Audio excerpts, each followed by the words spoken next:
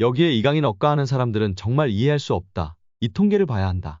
지금 이강인이 얼마나 뛰어난 활약을 하고 있는지 단번에 알 수 있다.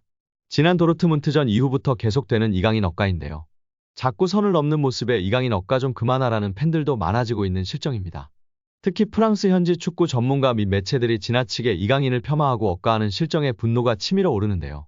하지만 최근 데이터풋에서 공개한 통계로 인해 잠잠해질 수 있을 것 같은데요. 데이터 기반 프랑스 축구 분석가 데이터풋은 이번 시즌 이강인의 활약에 대해 극찬을 쏟아내고 있습니다. 이강인의 기록은 정말 강력하다. 유일한 약점은 크로스인데 이는 중앙에서 뛰는 것이 더욱 효율적이고 흥미로울 수 있다는 걸 알 수 있는 사실이기도 하다. 여기서 이강인은 같은 기간 동안 같은 포지션에서 뛰었던 선수들에 비해 아주 뛰어난 기록을 가지고 있다는 걸 알 수 있다. 이어 데이터풋이 분석한 7가지의 카테고리를 정리하면 마지막 슛, 마지막 패스, 손실 방지, 크로스, 드리블과 탈압박, 찬스를 만드는 패스, 수비 활동인데요. 데이터풋이 제시한 통계치를 살펴보면 마지막 슛, 마지막 패스는 준수한 활약인 초록색 영역에 들어가 있는 걸 확인할 수 있습니다. 그리고 손실 방지, 드리블과 탈압박, 찬스를 만드는 패스, 수비 활동 이 4가지는 최고 높은 활약인 파란색으로 표시되어 있습니다. 상대적으로 낮게 나온 크로스를 제외하면 모든 부분에서 리그 최상위권 수준의 활약을 하고 있습니다. 통계에서 알 수 있는 객관적인 사실입니다. 아무리 억가를 해도 객관적 수치가 최소 평균 이상인 상황에서 지나치게 PSG 수준 미달이니 말도 안 되는 소리를 해서는 안 되는 것입니다. 수준 미달이라는 말 같지도 않은 소리를 하고 있는 프랑스 축구 전문가인데요. 지난 시즌 5대 리그 드리블 성공률 1위 선수가 수준 미달이라는 게 말이 됩니까?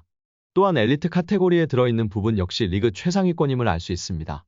심지어 수비 활동, 수비적인 통계치도 리그 최상위권인 수준을 기록하고 있는 이강인 선수입니다. 이 통계치가 공개되고 한 현지 팬은 분명 이강인은 지난 시즌 유럽 최고의 드리블러였어. 근데 이번 시즌엔 그런 드리블이 많이 보이지 않는 것 같아라고 코멘트를 달았는데요. 그러자 데이터풋이 답변을 달아주며 화제가 되고 있습니다. 데이터풋은 마요르카와 PSG를 같은 선상에서 비교할 수 없다. 지배적이고 점유를 중시하는 PSG에선 주로 압박을 벗겨내기 위해 드리블을 사용한다고 전했습니다. 아무래도 리그앙에서 파리를 상대하는 팀들이 모두들 라인을 깊숙하게 내린 상태에서 수비를 하고 있기 때문에 패스 위주의 플레이와 상대의 강한 수비 압박을 풀어내기 위한 탈압박이 플레이에 초점이 될 수밖에 없다고 설명하고 있는 것입니다.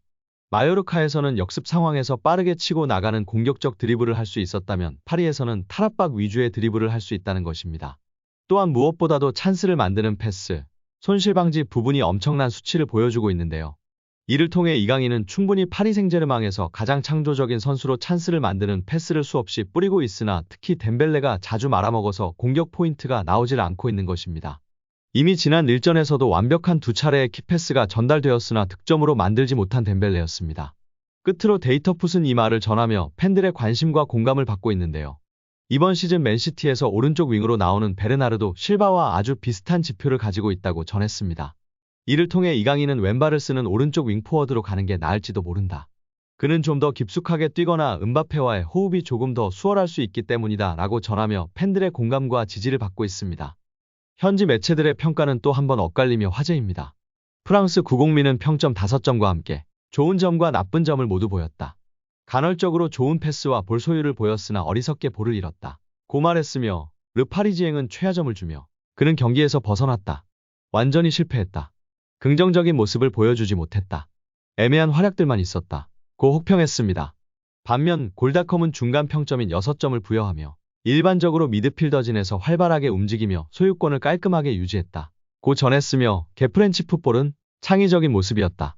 파리에서 가장 위협적인 선수였으며 공격 내내 파이널 서드에서 키패스를 보내는 동시에 왕성한 활동량으로 유기적으로 포지션을 옮겨 중요한 역할을 해냈다.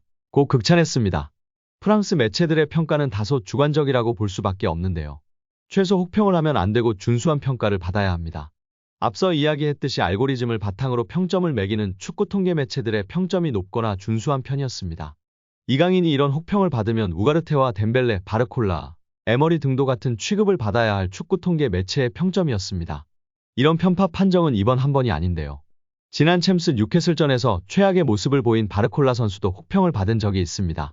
그 경기에서 이겼으면 쉽게 도르트문트전을 준비하며 이미 챔스 16강 진출 확정이었는데요. 그 중요한 경기에서 바르콜라 선수는 빅찬스 미스를 무려 3회를 했습니다. 그 경기 이후 거센 비난을 받았으나 이강인 선수보다는 아니었습니다. 이강인 선수는 지난 도르트문트전에서 다들 아시다시피 빅찬스 미스 1회입니다. 그 장면 딱 하나였습니다. 그리고 덴벨레 선수의 빅찬 스미스는 말할 것도 없습니다. 어떤 경기에서는 은바페, 덴벨레 선수 합쳐서 빅찬 스미스 5회인 적도 있습니다. 이강인 선수가 아직까지는 유럽에서의 네임밸류가 높지 않고 아시아 선수다 보니 더욱 편파적으로 악의적으로 혹평을 일삼는 프랑스 매체인데요. 파리 생제르맹 팬들도 워낙 강성이라 네이마르, 메시 집에 찾아간 사건은 유명합니다. 그래도 파리 생제르맹은 챔스 16강 진출을 연속으로 10차례 이상 진출한 빅클럽입니다. 꾸준히 경기에 나서며 성장한 후에는 프리미어리그 빅클럽에서 뛰길 기대하고 응원하도록 하겠습니다. 최근 국내 축구 전문가가 은바페와 이강인의 환상호흡 속에서 은바페 선수가 이강인 선수를 선호하는 이유에 대해 분석하며 화제가 되고 있는데요. 먼저 이강인이 은바페의 최적의 파트너라며 치세우는 스페인 매체와 프랑스 현지 언론 기사부터 살펴보겠습니다. 스페인 스포르트지는 26일 PSG 공격에서 킬리안 은바페와 함께 해야 할 선수는 누구일까라는 화두를 던지며 화제가 되고 있는데요. 그들 주장의 결론은 이강인이었습니다. 스포르트지는 킬리안 은바페의 파트너가 누가 될지에 대해서는 아직 결정되지 않았다. 많은 옵션들을 사용했지만 진정 차별화된 경기력을 보여준 선수는 없었다고 했습니다. 또 은바페는 왼쪽 윙어 우스만 덴벨레가 오른쪽 윙어다. 가장 중요하지만 불투명한 부분은 중앙 스트라이커다. 하무스 무안이는 아직까지 완전치 않다. PSG는 임대한 하무스를 완전 이적시켰다. AS 모나코전에서 베스트 11으로 이름을 올렸고 은바페의 파트너가 될 가능성이 높을 수 있다고 했습니다. 하지만 폴스9 전술에 대한 언급을 했는데요. 이 매체는 루이스 엔리케 감독은 이미 2차례 아센시오를 가짜 9번으로 테스트했다고 했습니다. 이어 매체는 이강인을 폴스9으로 쓸 수 있다. 은바페는 곤살로 하무스와 조화를 이루는데 어려움을 느꼈다. 은바페는 지난 스타드 랭스전에서 이강인과 절묘한 호흡을 보였다. 확실히 그라운드 안에서 은바페는 이강인과 가장 함께 뛸 때 가장 위력적 모습을 보인다. 두 명의 센터 포워드 하무스, 무안이보다 더 좋은 관계를 보여줬다고 했습니다. 또한 프랑스 매체도 연이어 보도했는데요. 프랑스의 르텐 스포츠는 이강인이 9번 역할을 수행하며 하무스를 벤치로 내리는 역할을 할 수 있다. 또 부상에서 복귀한 마르코 아센시오 역시 9번으로 나서는 시스템 변화를 루이스 엔리케가 시도할 수 있다고 보도했습니다. 프랑스의 RMC 스포츠 역시 엔리케는 앞으로 몇 주 동안 9번을 확정하려는 시도를 할 것이다. 이강인이 이를 위한 적합한 역할을 할 수 있다. 아센시오도 이 역할을 할 수 있는 후보다. 이는 하무스의 플레이 시간을 직접적으로 제한할 수 있다고 분석했습니다. 국내 축구 전문가는 은바페가 이강인 선수를 좋아하는 이유로 첫째 패스를 할 줄 아는 선수이기 때문이라고 분석했는데요. 은바페의 움직임이 워낙 뛰어나고 좋아서 어디로 향할지 정말 예측할 수 없다고 정평이 나 있습니다. 그런 은바페에게 이강인 선수는 발밑, 공간, 2대1 패스 등 정확하게 패스를 공급하고 수차례 기가 막힌 키패스까지 찔러주면서 은바페가 흡족할 만한 패스 공급원으로서의 역할을 해내고 있습니다. 현지 매체에서도 은바페가 기뻐할 만 패스다 등으로 극찬하기도 했었습니다.